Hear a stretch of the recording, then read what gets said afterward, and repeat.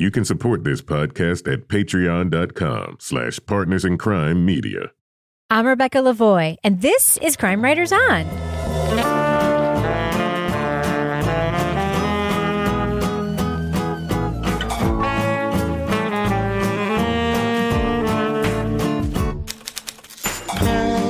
Crime Writers On is the original true crime review podcast that digs into true crime, pop culture, other podcasts. And on this episode, Kate Wyler goes from London to Washington as the relationship between the U.S. and Britain and between her and Hal falls apart. We'll talk about Season 3 of Netflix's The Diplomat, starring Keri Russell. Joining me to get that done and more is true crime author, TV journalist, and host of These Are Their Stories, my husband and love of my life, Kevin Flynn. Hello, Kevin. Hello, Rebecca. Also with us is private investigator, resident cat lady, and author of The Final Curtain, Laura Bricker. Hi, Laura. Hey, Rebecca. And finally, our captain of all things cynical, author of the City Trilogy, host of Rip Current, now out for its new season, More Like Ancient Aliens, and our Patreon Deep Dive Book Club podcast, Toby Ball. Hi, Toby. Hey, Rebecca. So, Kevin, what's coming up on Thursday's program? This is Monday. Yeah, on Thursday, we're going to talk about Season 2 of Murder on Music Row from the Tennessean. All right. Looking forward to that conversation. Should be an interesting one, don't you think? I think so, because we had it a week ago. And, you know, we're just like leapfrog. In order to accommodate our Only Murders in the Building live stream, which we actually, so we recorded that. We had to like leapfrog a couple of things, move it all around so it could come out. And anyway, yeah, we've recorded several times these past 2 weeks. We're playing with the space-time continuum. Mm-hmm. Kevin, you notice I'm flying the friendly skies. Or that's not United. No, this is... That's the American Airlines. What's American? What's their slogan? Yeah. Yes. That's a nice little mug. Thank you. Where'd you get that? That's a nice wine glass that Rebecca stole. Yes. When she was flying, not coach, on a business trip. She just... Every time I get to fly, not coach, I steal one of the glasses. So we have a whole collection. Yeah. There's... But yeah, I'll tell you, my favorite one, hands down, is United. They have the best cute little wine glasses with stems. They look like brandy snifter. Yeah, they're so cute. But not like an aperitif. It's very short and cute. It holds, I guess, enough ounces of wine that it makes it worthwhile for your filet mignon. Yes. They serve from a microwave. Yeah. Don't worry. It's like a Swanson Hungry Man dinner, but just on a plate. I have two inebriated kleptomania obsessions. One is wine glasses on an airplane. Like, I can't leave without one. And Kevin is so committed to this for me that we were just flying Swiss Air. And he was like, come on, you got to take the glass. I was like, I don't know. I feel weird about it. And he just took it and put it in his bag. I just knew it was going to happen. Just get it out of the way. Get it out of the way. And the other one I have is salt and pepper shakers at bars. Oh. Which I've tried to do less lately because I get home and there's a ton of salt in my purse, which sucks. Yeah. I actually dated a girl who did that too. Yeah.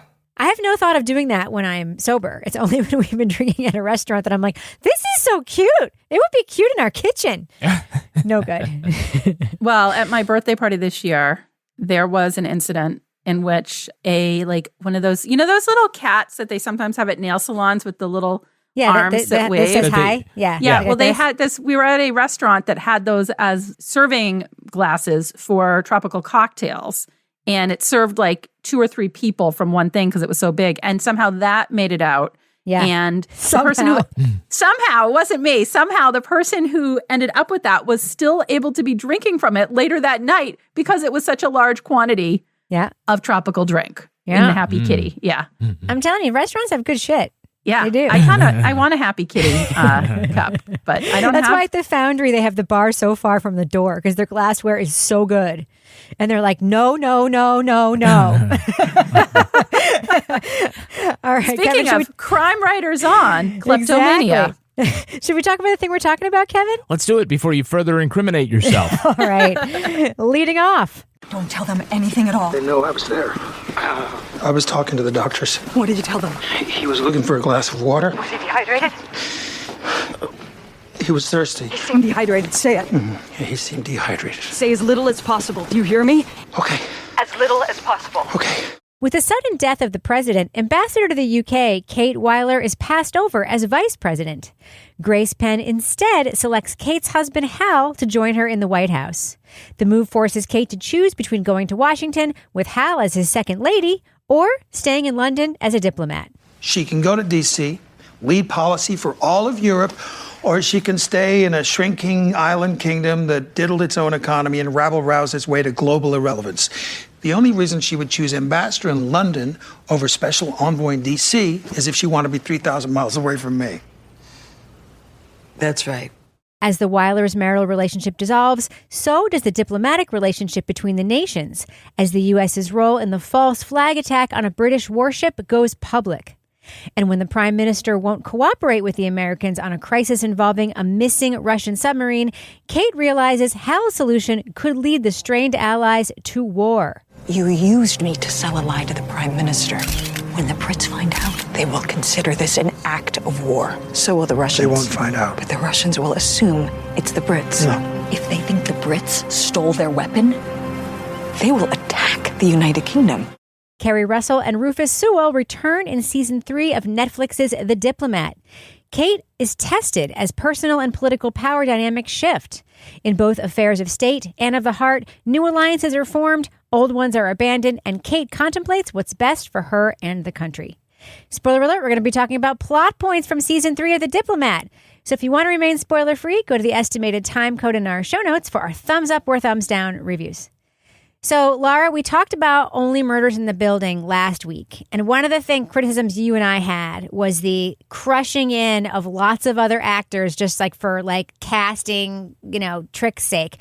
But this season, we got an actor that I love coming in a very significant role. That's Bradley Whitford as Grace Benn's husband, Todd. Thoughts? I think this was a great addition as the first gentleman. Number one, they have a great chemistry. They were together on the West Wing. It feels very natural. And what came through from this for me is these characters were written together. This felt like an actual, one of the few authentic real marriages that we have seen in this show, where it feels real, it feels messy, it feels like there's a give and take, but that they actually still like each other and respect each other, though she's just get the fuck out of, at one point she's just go out and do something, you're driving me crazy. So I think having him there, it shows not only this relationship and how it's weathering her becoming the president, but I think it also kind of serves as a vehicle to show how Kate is dealing with Hal now being in a position and she's having to take second fiddle. And, here's Todd, who's having to also step back. I swim 50 laps twice a day. Helps dissipate that choking feeling you get when the epicenter of the world's 1.5 feet away and you still can't get there. Oh, no, I'm good. I'm just, if they need me. Todd's just fuck it. Here's this grapefruit juice that they make us every day. I hate it. I'm going to swim in the pool. I'm going to toss the grapefruit juice. Here's some oysters. Todd's kind of just rolling with it, whereas Kate is just weaseling and trying to get in at every opportunity where she sees a crack that she can then get back into a power position. I see her always angling, whereas he's just yeah, fuck it.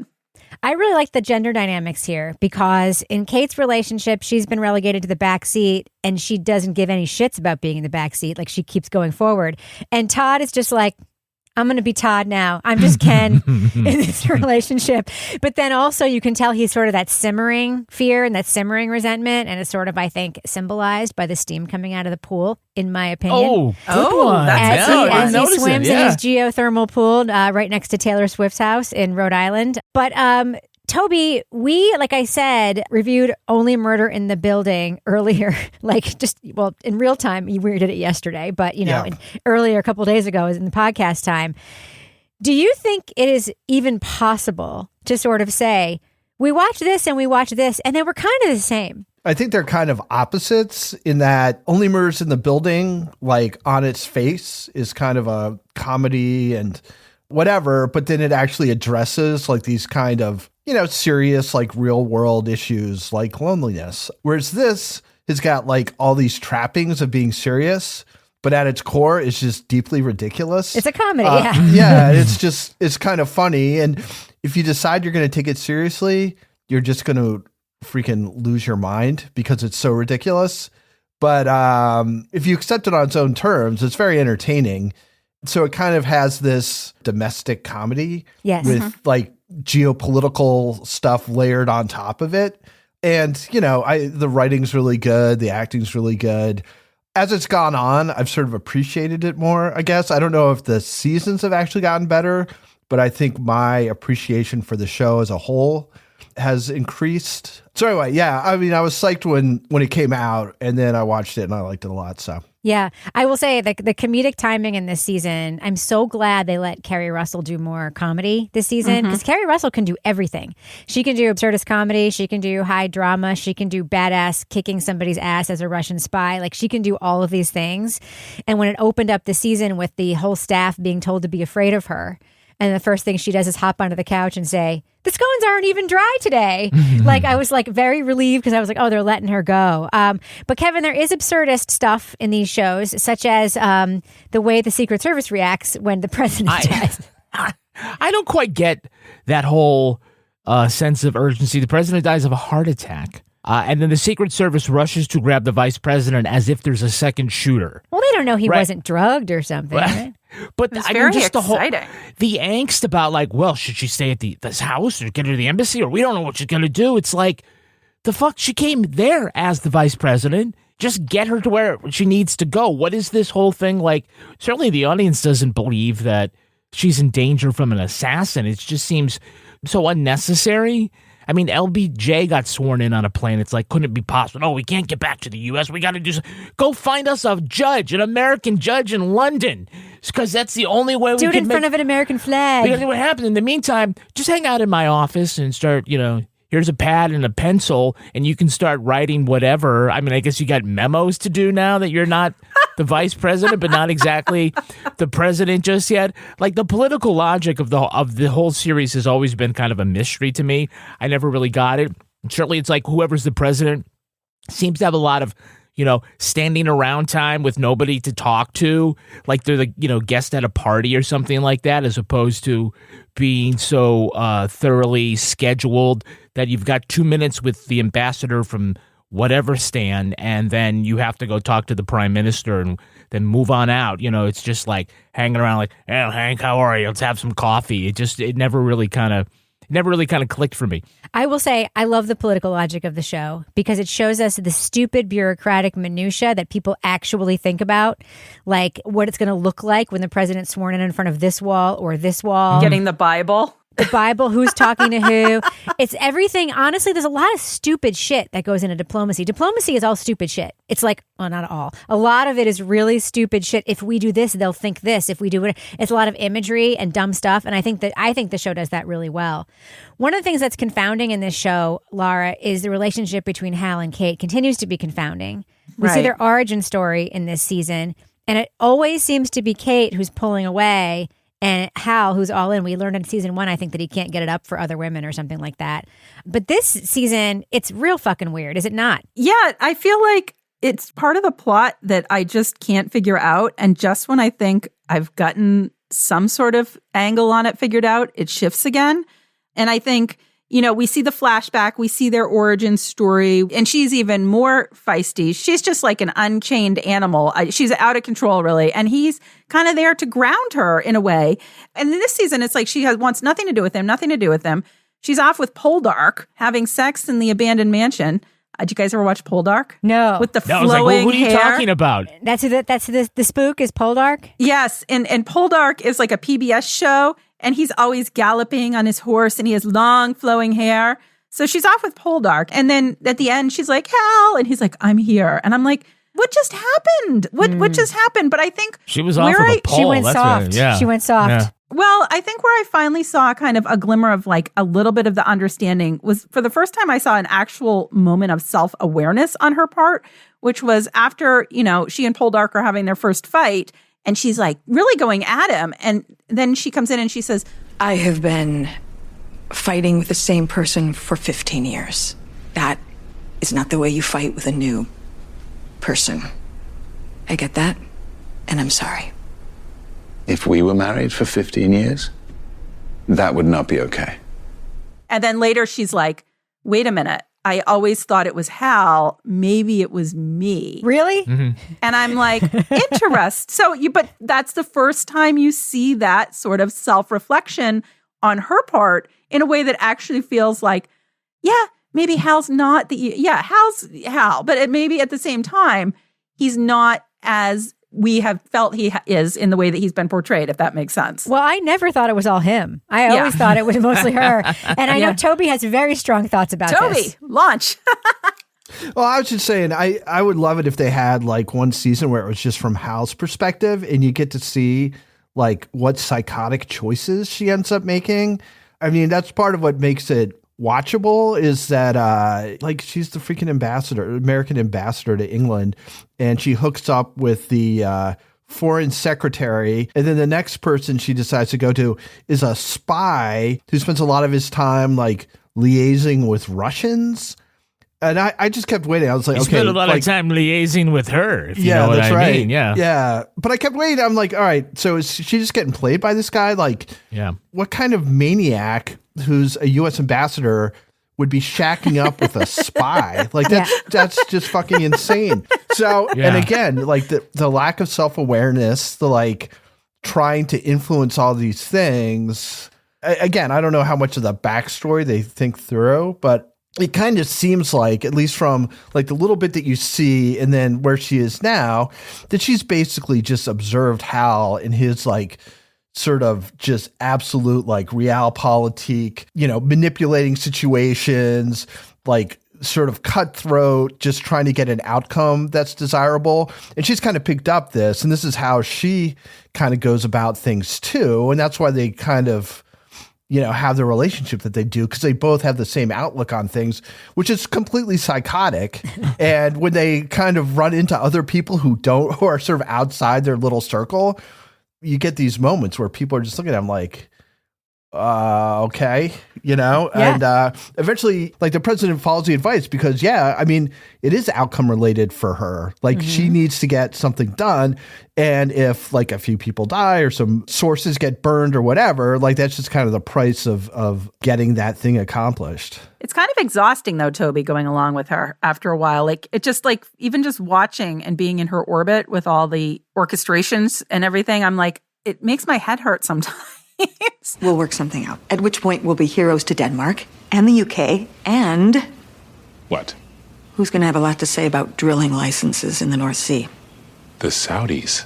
Then we will talk to them about Turkey. Okay.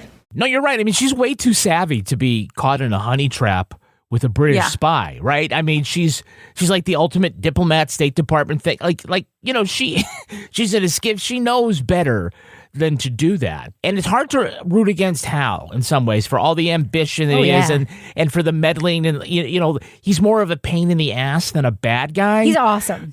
But he's starting to, I'll say he's breaking bad a little bit this season, but he has been all in on Kate regardless, right? It's hard to kind of root against him, but they both made this decision to sort of have this now marriage of political convenience. She made the decision. They did not both make that decision. He was okay with it. And he said later, like... He loves her. He's gonna do what she accused him of saying, like, well, you wanted to be vice president. And he realized that that was the trade-off he was making, is that he would have a whatever kind of relationship with her, whether it's just in public. And he's like, cool with it until he's confronted with the fact that she's like... fucking a spy, you know. Yeah. I'll say, Laura, one of my favorite scenes in this season was when they're all at that country house that Nicole Trowbridge has as his like, and we see like the marital situations in the different bedrooms, and it turns out that he has the most like vanilla normal marriage of everybody. And you think about that, like he used to be. Like season 1, we thought he was the villain of the show. Like he was the foil. He was really difficult. He was this. And he's turned out to be this like super normal guy who just does it. The perfunctory missionary position He just does a missionary sex? with his wife. Vigorous, and everyone else is like... Vigorous. Everyone else is fucking other people. Vigorous. I was like, I'm never going to recover from that scene. All of a sudden it comes on and I'm like, that's normal? You think that's the normal thing? It's to like seem be happy. Basically clothed and yelling vigorous? They seem happy, and the other two couples do not. She should have looked a little more happy after all that vigorousness. She didn't look much relieved after that at the dinner party. I'm with you guys, yeah. I wasn't getting the... If I'd been at that party, I would have been like, dude, you're going to have a conversation when this is over, because something's up. 250 years. You can only hope it's not the bitter end. I'm sure everybody's doing their best, as should we. Oh, I am. This is my best. Right? She acts like I'm not trying my best. This is what it looks like when I'm trying my best. Precisely. Could be a whole lot worse. Sure could. I know it could. That was a whole, like, guess who's coming to dinner, who's afraid of Virginia Woolf kind of weird dinner party scene, right? Yeah, we're never going to subject you to weird sex on Patreon. Oh, my God. What a fucking transition thank that God. was. Thank you. Just normal sex. Not at the $25 level. That's for Oh, my sure. God. I'm making a note Kevin, on we're something in the else. business section. Yeah, okay. Go ahead, do some business. That was smooth. Vigorous. It wasn't unsmooth. It wasn't unsmooth. You were all surprised. That's what she said. Okay, so on Patreon at patreon.com/partisancrimemedia, you get all sorts of exclusive content, including the Crime Writers on After show. This week, Toby's going to tell us more about Season 2 of Rip Current. Episode 1 comes out on Wednesday. The trailer's out right now, and it sounds like Toby's assassination theme continues. Let him tell you all about it. If you can't get enough Toby Ball, then you also got to listen to Toby Ball's Deep Dive Book Club podcast. The latest episode, which should be out this week, is called The Art Thief. It's a great heist caper, and Toby's got a great panel. Other podcasts include Married with Podcast, our advice podcast, Rebecca's new crime podcast with Mel Barrett called Something's Off. Something's Off. Comes out every week. On the latest episode, Rebecca and Mel talk about the Kelsey Fitzsimmons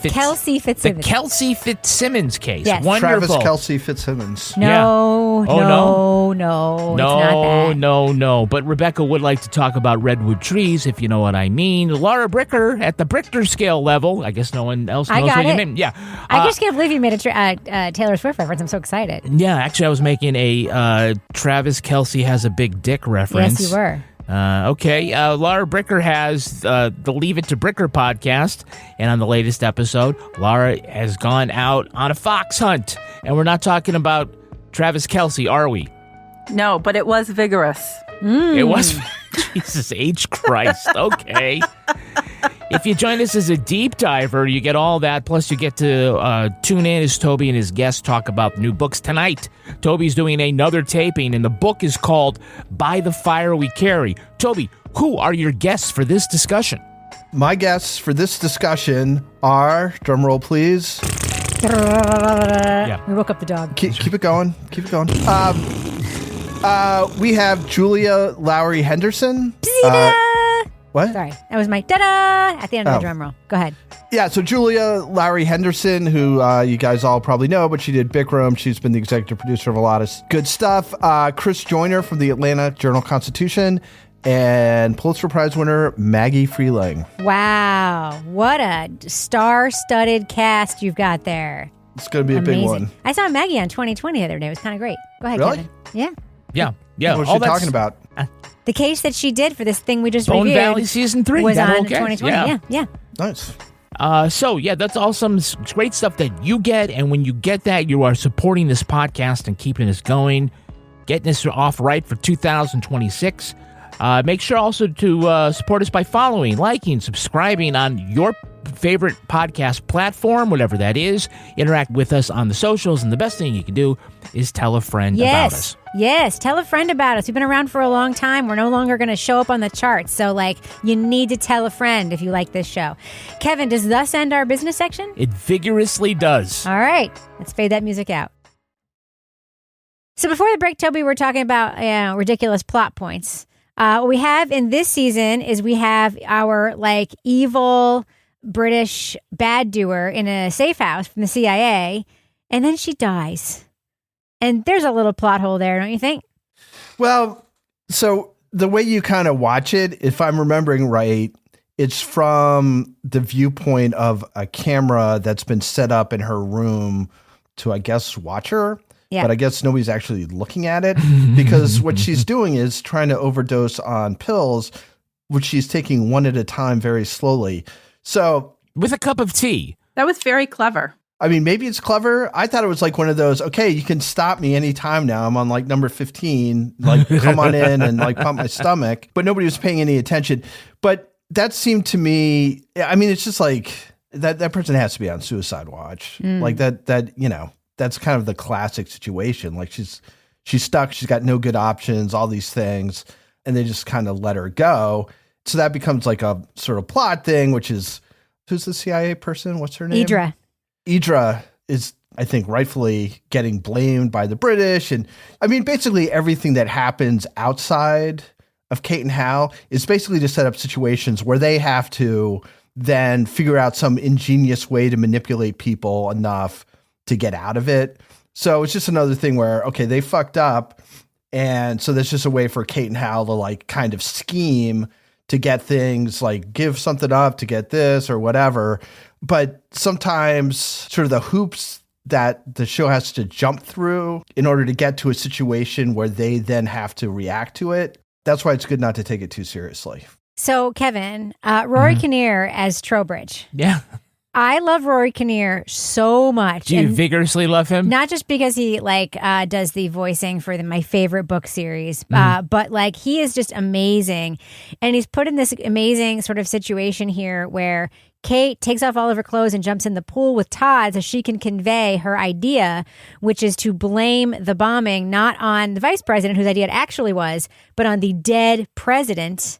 Which apparently they were able to get Billy to believe that too, which is wild. But anyway, they're blaming it on the dead president instead so they could have this big press conference with Trowbridge and them to sort of be like, unfortunately, this was an American operation, but he's dead now. What did you think of the way that all played out with Trowbridge and his big outburst on the dais? Yeah, I mean, I love the Trowbridge character, mildly impulsive, mildly repulsive, man-child. Running the country. He's so easily wounded. I would say that very few press conferences are like bad podcasts where I'm going to take one line and then you take another line and we're going to go back and forth. That was driving me nuts. Yeah, that wouldn't happen. And I think that, as far as like controlling the message, I think, the president would have taken that. It's like, hey, let's fly this guy over so we could tell him. I think they should have seen that coming. And I'm still not sure, again, like the political realism of any of this. Mm-hmm. And maybe I got to be like, yeah. Toby's like, you just got to let it go. But, let it go. So so the Kate can just like wait in a park for the prime minister to walk by so that she could say goodbye. I'm going to America. Can't tell you why just yet, but you'll figure it out. And I loved his goodbye to her. There will be a announcement in a few days. Soil the bed and disappear. I expected more from you, though I honestly don't know why. Sir, it has been an honor. Best of luck. And may the road rise up to kick you in the tits. That kind of sums up everything about Trowbridge. I'm still trying to figure out like why he's so enamored with her. I don't know, but I do like that. I like that I don't know because it's like his motivations are not clear, but I don't feel like it's bad writing. I feel it's like the unpredictability of people. Yeah. That is one of the things that I like. I think this season they really kind of wasted Stuart and Idra too, embassy employees. And I think it's part because like Kate kind of bounces away. I mean, part of the time she's in Washington, part of the time she's off on, Rhode Island trying to save the world or whatever. She's not spending a lot of time operating out of London. So while mom's away, the kids are just like trying to figure out what to do with themselves. So Trowbridge likes her because she's very different from him. She's impulsive. She's loud. She's also the one who told him, by the way, about the mole in his own government, which led him to push that woman off the chair and almost die. She tried to choke her. Yeah, he trusts her, right? Mm-hmm. And also she's good looking. So although Laura, isn't it so great that they finally acknowledge the hair? With the body double security agent meant to look like her. Basically, her hair turned into a rat's nest in the back. Yeah. She's supposed to be me. April? The walking haystack. She's a decoy, not a double. What's the difference? Decoy isn't 1-to-1. Wooden duck, real duck. In this case, is wooden duck also the decoy for a mental patient? It's a standard precaution. Get her a hairbrush. Like I was saying earlier, there is something about watching the character of Kate that just makes you feel like frantic even watching her. And I think her appearance, and she's like always partially disheveled, but then shoveled and like pulls herself together. And it's like, oh man, like it's exhausting. But I think there were definitely moments where they poked fun at themselves this season. And in addition, there was a lot more humor, like you said, parts where you're actually laughing and you're like, should I be laughing? I'm like, no, that's actually kind of funny. Yeah, well, Laura, another person who gets put on the back burner this season who used to have a lot of power is Billy, the chief of staff of the White House, who, when old president was in power, she was like scary on the phone. She would just say like, just do it. And everyone would do it. And now that he's dead and she's clearly very sycophantic to him and like wants to preserve his legacy, it very much reminds me of like the Biden advisors who were like, do anything to preserve that guy's legacy. She then sort of falls out of her position of power and is put in this weird spot. Yeah, I think it was interesting watching the evolution of that character because, season 1, I felt like she was much more of an ally to Kate and Hal. Like you felt like she was somebody that they trusted more. And this season, I felt like she was definitely much more, I don't know if cutthroat is the word I want to use, but she was definitely a little bit more hardened and like definitely looking out for how can I get back in, trying to hold the line. And in trying to hold the line, she's cutting Kate out. She's not letting her in. She is cutting Stuart out, not letting him in. And then you see this, very sad, to me, it was a sad scene when she's having this conversation with Stuart in her office at the end. And you realize that they really, like Stuart genuinely felt like they were genuine. They were colleagues, but they were close. They were confidants. They were friends. And essentially now they're not. And or have they ever been is the question. Have they ever been is the question. And you see, is this, and is that just sort of a commentary on the political landscape and what it's really like? And even the people that you trust that you think are friends are not. That made me sad. I felt like I agree with Kevin that the Stuart character really was just kind of there this season. He didn't really do that much, but at the end, I definitely felt like, when he's like, I'm leaving, I'm not doing this anymore. I was glad that he and Idra at least got it on, not vigorously, but actually authentically towards the end. Yeah. There's a lot of stuff in here, Toby. I just want to follow up with you about loyalty because we have, Kate's shifting loyalties. We have Hal shifting loyalties. The Billy thing is a great example of that because like her loyalty to the former dead president is like overriding her ability to just go with the flow. What do you think about all of that? Like, because that to me is the huge thing because we even have the foreign minister who was so close to fucking Kate. All of us, suddenly just being like, no, I'm loyal to this woman I'm going to marry. Like, there's a lot of just like over and over again, whose side are you on in this? Yeah, it's interesting. I mean, I think the place where it really kind of plays out is with Kate. Like, I think that's kind of her arc is, even though you're not like sort of sexually faithful, like where does your loyalty lie? And I think one of the things that's written pretty well is how faced with a paramour or a partner or whatever you want to call him, who's not Hal, like she still approaches the relationship as though it was Hal. And Hal's this very like specific, unique character that requires a certain something to be able to be in a relationship with him that probably doesn't apply to anybody else on Earth. Right. So while she doesn't feel like she's being loyal to Hal, in fact, sort of at her core, she can't help but being, because that's just how she kind of reacts to people who are close to her, is in this sort of scheming kind of way. And so that even when people aren't necessarily scheming, like she perceives it that way and assumes that people are going to be using her and things like that. And sometimes it's right, but then other times it's not. And that's just another way in which she's sort of, difficult to deal with. And I can't remember that guy, Poldark, whatever his Callum. Yeah. And that guy was like, so her loyalty to him is like an inch deep, Well, that's why I think that's why we didn't see the build up to their relationship. We just met him and they're fucking. But it's not even clear like what his deal is, as far as I can tell. Like he shows up and he's given some talk at the country state, and then it's like, but he's a spy, but he also, he's got all these sensors that are in the North Sea. And I was just like, all right, like, I guess this guy is sort of a Renaissance man. Yeah. He's hot. I mean, I will say, though, I still think Hal is the hottest character. He looks like show. Luigi Mangione. A little bit. Yeah. A little bit. But Kevin, speaking about that whole like loyalty shift and everything, when Grace Penn chooses Hal to be VP, which by the way, political logic, let's just put it aside because neither one of the people are senators, neither one of them has had an executive position. It's going to be a governor or a senator. Everybody Which fucking state is knows he going that. to deliver? It's not going to be like some rando. That is the whole premise of the. You go ahead. Ask your question, aside. and I'll that's I'll stupid. answer how I want to answer. No one's picking a diplomat to be VP. It's like a former VP becomes a diplomat, but whatever.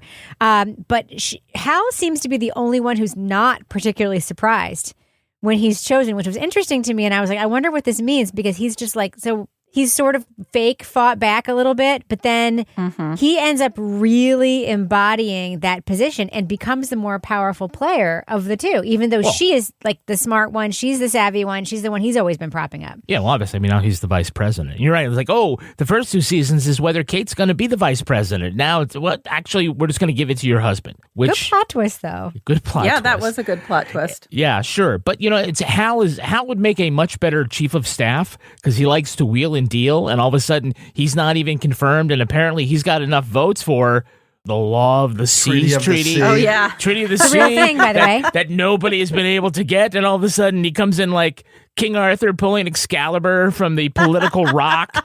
Oh well, yeah. What did you have? Hal. He's Hal. Of course he's Hal, right? He's not just Ken. He's Hal. And I will say that for Grace Penn, who's also very savvy, I think. Just it's not very smart when there are only 3 people in the world who know you did this horrible thing, and one of the people, it's only one person in the whole world who will greatly benefit if they disclose that. So you're like, look at this treasonous thing you did. If I tell everybody, then I get to be the president. I didn't think that was actually very smart. But I do like Hal and his emergence now as this ambitious political figure there.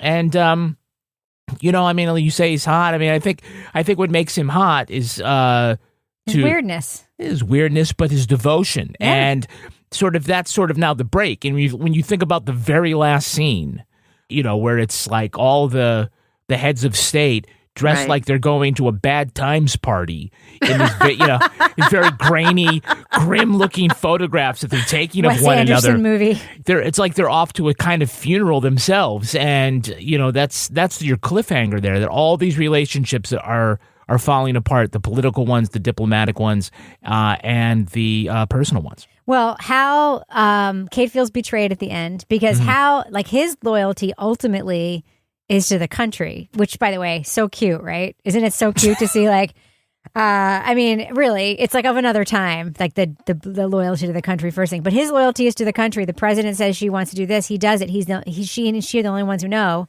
that they stole the nuclear weapon or the scary weapon.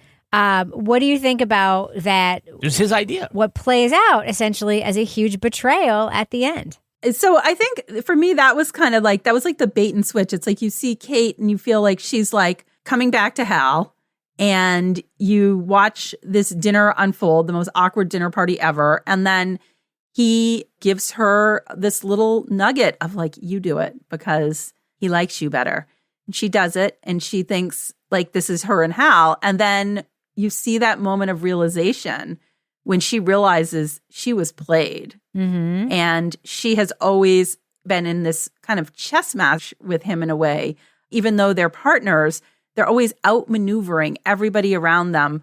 And the fact that he outmaneuvers her at the end like that when she's just about to come back to him was like the ultimate betrayal. And so I'm curious, again, the setup for the next season, I'm like, where do we land? Does Poldark and the Magic D come back? Or are we going to wait for Hal now? I don't know. Well, she broke up with him, so if I were him, I wouldn't come back. She's not that into him. She might need information going forward.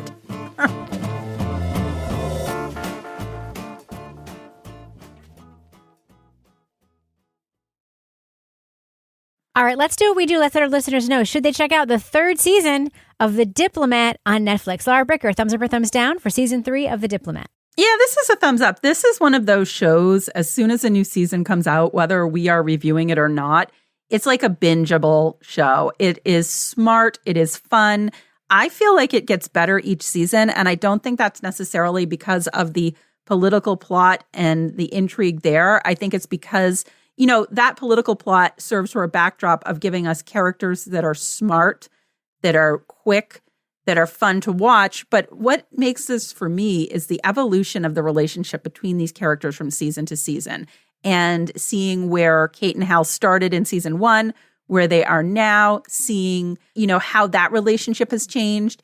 And it's got this location porn of these great locations around the world. I'm going to say, the character of Hal isn't hard to look at, just saying. Poldark, the other character, not hard to look at. Kate's new beau. So it's just one of those shows that I was up until 1 a.m. watching this when it came out, because it's so fun. It's escapism. It's fun to watch. Toby Ball, thumbs up or thumbs down for The Diplomat season 3? Yeah, I really liked it. As I said in the big review, I don't know if the seasons are getting better or whether I'm just starting to appreciate it more. But I do. I really like the show. You just can't take it too seriously. If you don't take it seriously, I think it's great. I mean, it keeps you constantly entertained. I think the character of Hal is one of the best characters of stuff that we've reviewed, so of stuff that I've really watched over the last, 10 or 12 years or however long it's been. So that's really good. The acting's good. It's probably fun in the writer's room. It's how can we cook up something where they're going to have to figure out a way to manipulate people and do stuff to get out of it. And they just do one thing after another. So anyway, yeah, it's a big thumbs up. I mean, I think this is a really, when each episode was over, I would like to watch another one. Mm-hmm. Kevin Flynn. Yeah, I'm a mild thumbs up on this. I wasn't crazy about this season of The Diplomat, actually. I thought it was fine. Though, hold on, Rebecca. It's okay. I'm so upset. It's okay. It happens. I was thinking, am I sideways on this? I'm mild thumbs up. Because what ended up happening here is that, with the death of President McGuffin, a big chunk of action sort of shifted to the other continent, and that sort of divides the focus for the audience, and for the characters, obviously. So I wasn't excited about that. This works the best when we get to see Kate doing what she does, and to be sort of marginalized, I guess, is maybe good for her character development, but I was kind of waiting for, I think, more to happen than just these artificially big political stakes. I liked it when it was a little more real. That all being said, there's still some good performances here. I like, a handful of the actors are doing really, really well. So it's I didn't hate it, and I'll certainly look forward to watching season 4, but something about this season, and I think maybe it's the divide between Washington and London, and sort of the divide between certain characters. I just wanted something a little better. So that's why I'm a mild thumbs up. I'm a huge thumbs up for this season of Diplomat. So Kevin and I are going to diverge here. There are 3 shows in my lifetime of memories that got better every season. One of them is Felicity, one of them is The Americans, and one is A Diplomat. And all 3 of those shows have one thing in common, and that's great Keri hair, Russell. memorable hair. Yeah, but so wigs. there's a whole. So this is what I wanted to say about this. Imagine the world building you have to do to create a fun, funny, suspenseful political drama in a world where the politics look completely fucking different than what we're seeing on the screen.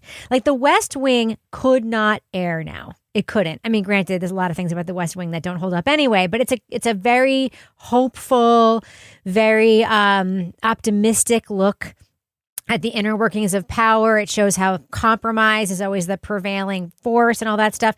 That is not the world we live in. So we live in a world where diplomacy is not a priority, where what people look like, sound like, what they do on a day-to-day basis is not a priority. That's the political world that we live in. That is the MAGA political world.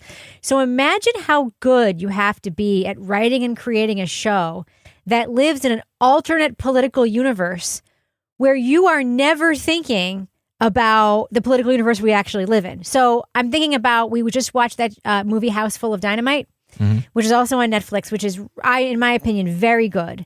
But it forces you to think about, how would this play out in our real world? That's kind of how it forces you to think about it, because it shows you all these minutiae of what happens if there's a nuclear missile, entering U.S. airspace and all that stuff.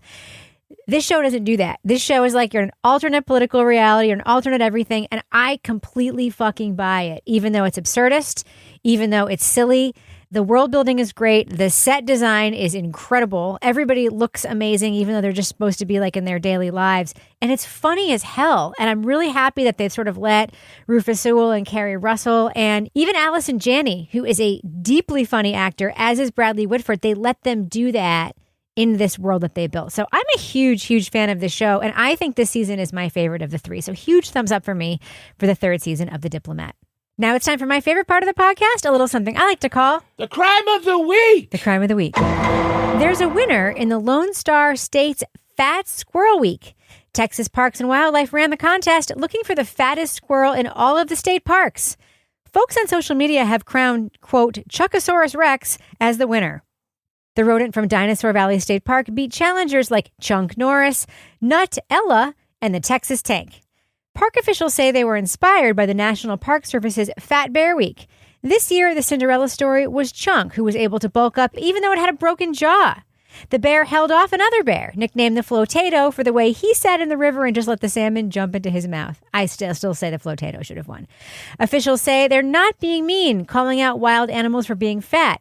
A bulky woodland creature is a sign they are successful at preparing to hibernate for the winter. And to be honest, it's very hard to fat shame wildlife. Calling a squirrel a loaf or a unit does not hurt its feelings. They don't have feelings to hurt. It's okay. Well, they have feelings. It's not like English they don't have language emotional feelings. You can't harass a. Oh, they have squirrel. Emotional feelings. They just don't know what words mean, Kevin. Okay. Park I look rangers at them say, funny, and they don't seem to care. Park rangers say, in addition to being educational, the Fat Week contests are a fun way to educate the public about the creatures who share our woods. So, panel, here's my question. Who will be the next animal to win gold for being large and in charge? Laura Bricker. It is going to be my cat, Pippin, the Wonder Kitten. Really? Look how fat he is. God. That's a loaf. Look how fat he is. Yeah, it's a loaf. What do you think, Toby? What's going to be the next animal to win gold for being large and in charge? I, too, pick Pippin, the fat cat. What about you, Kevin? It's the Fat Octopus contest, and it's a tie between Blob Marley and Lionel Thicky. Oh, man. Yeah. I'm picking something closer to home because we have one of those camera bird feeders, and there is a dove that is so fat from us feeding it sunflower seeds that its head, I mean, they're already fat birds, but this dove's head is legitimately too small for its body. It's not fat, it's big boned. In a ridiculous way. It's like tiny little pinhead. Giant dove body. So that's my pick. All right, Laura Bricker, folks want to reach out to you and say hi on social media. How can they do that? You can send me pictures of your fat cats at Laura Bricker on Instagram and Blue Sky. What about you, Toby? You're about to move to Spain, but you can always be found online. How can folks find you and what can they listen to? It's at TobyBallNH on Blue Sky, at TobyBall603 on Instagram, which I think I'll hopefully be posting to at some point. And yeah, just Rip Current will be dropping on Wednesdays. You know, listen, rate, review, all that good stuff. Tell your friends. And then More Like Ancient Aliens drops on Friday. Do the same with that one. I will say, Kevin, if folks want to reach out to you online, the best way to do it is to subscribe to the Crime Writers On newsletter, which is free on our website, because when people reply, you reply back, right? I do. It's like your online life, but where else can you be found online? I'm at Kevin P. Flynn, and the P stands for fat. Oh, you can follow me everywhere online at Reb Lavoie. I mostly, though, encourage you to join our incredible community in our official Crime Writers On Facebook group. Find our page. There's a link there to join the group. Get episodes early and ad-free and everything else we make in Patreon at patreon.com/partnersincrimemedia. Our theme song is by Ty Gibbons, composed and performed by Ty Gibbons. Our editor is the terrific Livy Burdett. The EP of this show is Kevin, my very own Hal. This show is recorded in Studio C, the closet in our New Hampshire basement, where we also prefer not to eat oysters that someone has bled all over. On behalf of all the crime writers, thanks so much for listening. We will catch you later. So, Toby, Hal. Yes. Thoughts? I mean, I have the same thoughts I did like 10 minutes ago, which is I think he is one of the... Did you already ask me this? I think may I be? Yeah. Yes. Sorry. Sorry. Nothing's changed. Sorry. I just didn't cross it out as my problem.